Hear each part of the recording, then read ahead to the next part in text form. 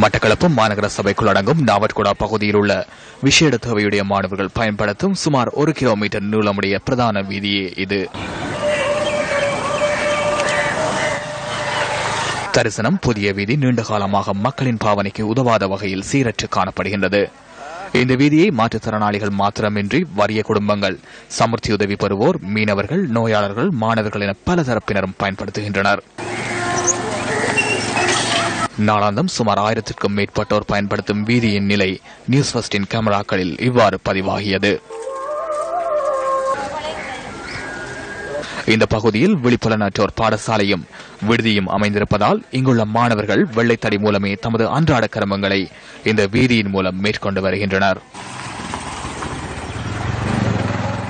வீதியானது படுகுழியும் பள்ளமாக காணப்படுவதால் நிறைய விபத்துக்கள் ஏற்பட்டிருக்கின்றது. அண்மை காரணமாக இந்த 3 நாட்களுக்கு முன்னர் இந்த வீதியூடாக பயணித்த ஒருவர் இந்த வீதியில் விபத்துக்கு உள்ளாகி ஆஸ்பத்திரி வைத்தியசாலையில் அனுமதிக்கப்பட்டிருக்கின்றார்.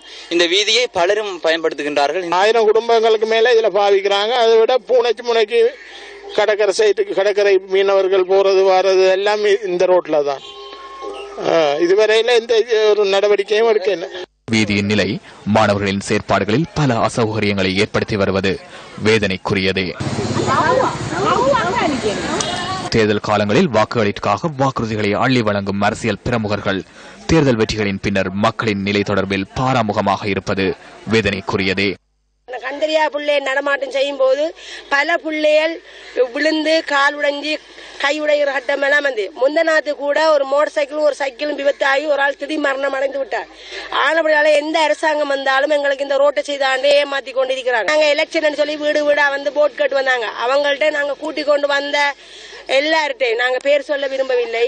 எல்லா இயக்கவும் வந்துச்சு, அமைச்சர்மார் வந்தாங்க, எம்பிமார் வந்தாங்க, பலவர்கிட்ட காய்க்கிற நாங்க போட்டு தரோம் சொல்லி வெண்டத்துக்கு போறோம். இந்த பக்கமே நடமாட்டத்துக்கு வராங்க. எலெக்ஷன் வந்தா அது உதவி செய்வேன்னு சொல்லுவாங்க. இதுவரைக்கும் எங்களுக்கு மாணவர்கள் அதிகமான இடைஞ்சல்களையும் எதிர்நோக்கி கொண்டிருக்கின்றார்கள். குறிப்பாக மழைக்காலங்கள் வருகின்ற வேளையில் மிகவும் சிரமத்துக்கு மத்தியில் தான் எங்களுடைய மாணவர்கள் இந்த பாதையினூடாக வந்து கொண்டிருக்கின்றார்கள். குறிப்பாக பாடசாலை சீருடைகள் அதிகமாக பாதிக்கப்படுகிறது. மனதில் உறுதியுடன் போராடும் இவர்களின் மன உறுதிக்கு உறுதுணையாக இருக்க அபிவிருத்திகளின் பால் அவதானம் செலுத்த வேண்டியது கட்டாயமானது.